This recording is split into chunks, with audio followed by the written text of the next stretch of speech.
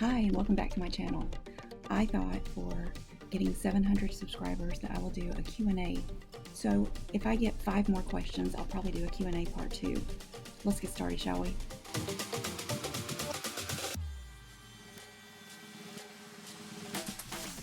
First of all, I want to thank each and one of you for being here and subscribing to this channel. I made this channel to give myself a voice and to kind of document this journey of autism. And if you don't know me or haven't seen me before, my name is Jenny, and I was diagnosed at the age of 48 with autism. It was specified Asperger's. So at the making of this video, I've gotten 5 questions that I'm going to answer. Question number 1 comes from Cecile, and she asks, what important choices would you have made very differently in your life if you had known much earlier that you were autistic? That's a great question. It's really hard to know on something like that. I guess I would have done everything differently. I guess I wouldn't feel like I was going crazy when I would have a meltdown. I guess my parenting strategies would have been different. Maybe I wouldn't have suffered with major depression for a lot of those years. Maybe things would have been better, but that's not how it happened. And so I can only move forward from this point in my life, and try to make things the best I can, knowing I have more understanding and just being grateful that I actually got that diagnosis, because I know it's hard for women who are actually autistic to get a correct diagnosis. So I guess I'm just grateful. Question number 2 comes from Stephen Colligan. He says, how does an AS person show they love an NT person? Thank you, Jenny. So AS is, autistic person, and NT is a neurotypical, someone who does not have autism. It definitely takes some effort, because when you are autistic, your face doesn't show a lot of emotion unless you're trying. So a lot of times the other person will question, are you happy because you look mad? Are you okay? What are you really feeling? Because they can't read your face. So the best thing you can do is keep open communication the best you know how. If it's not verbally, if you have trouble communicating verbally, just send them a text and let them know you're thinking about them. Me and my husband like to send each other a GIF, a GIF, showing how we feel. It's a lot of fun that way. I enjoy doing that, and I can express myself through emojis. Use emojis when you text someone, so your texting doesn't sound so bland, and they know what emotion you're feeling when you're sending a text. I hate getting texts that have no emojis. At times, if I can't understand the way the person was saying it, or I might misunderstand how they said it. So use emojis as much as you can. Just be upfront with them that that's just how you are, and your face says one thing but you feel another thing, and reassure them when you can. Beyond that, if they know your diagnosis, I don't think you have to continually reassure them. They should understand that that is how you are, and you can't help it. You have a condition that makes your face that way, or your emotions that way. So they need to be understanding. They got to do their part too. It shouldn't be just all you having to always chase after them to let them know and reassure them. Question number 3 comes from Alexandro. I hope I said that right. Alexandro 13.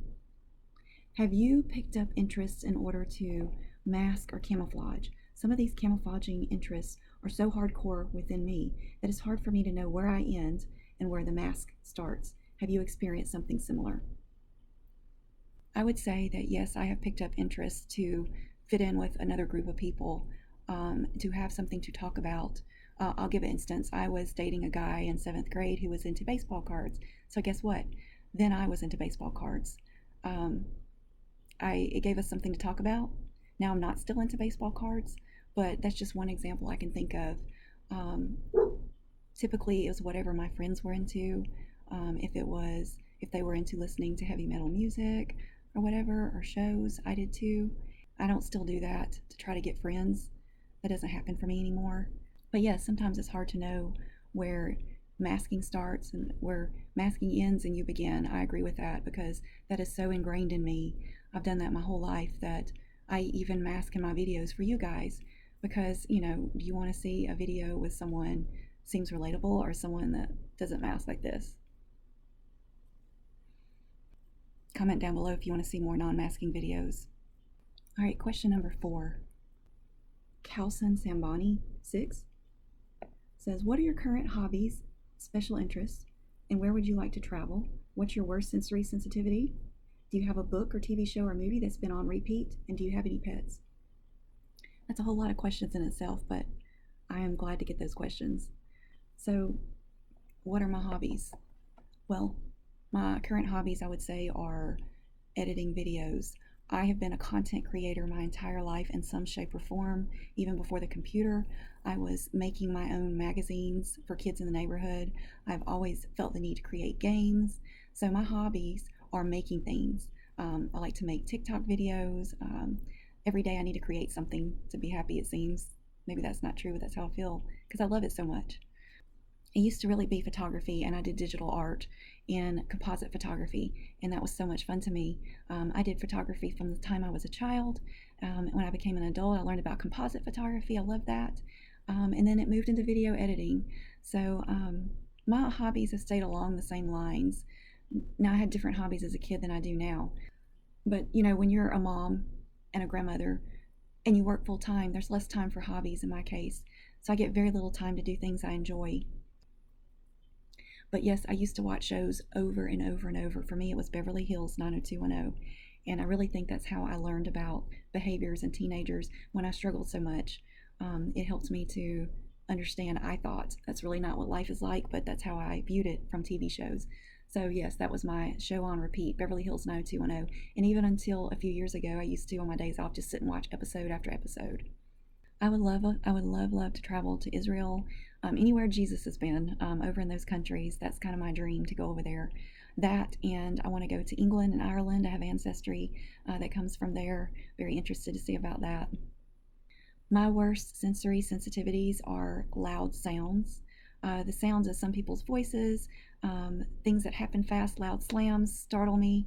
Um, Fire alarms, I can't stand those. Loud beeping noises. It's a lot of sound issues for me. Do I have any pets? I personally don't have any pets. As a family, we do have a dog named Angel. She's a Labrador. She lives inside. As a kid, for me, it was all about the pets. It was all about having dogs and cats, and I loved it. Rabbits, guinea pigs.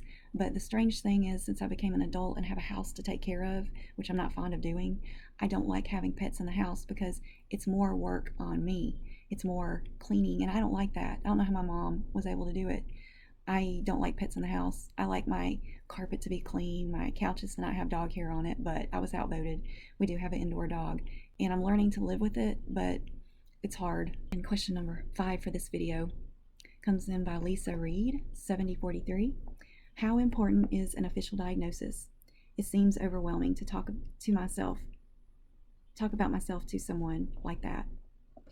I think that's the case for all of us. It was very hard for me. I've been on this journey for a year and a half, and there's still people in my family who do not know.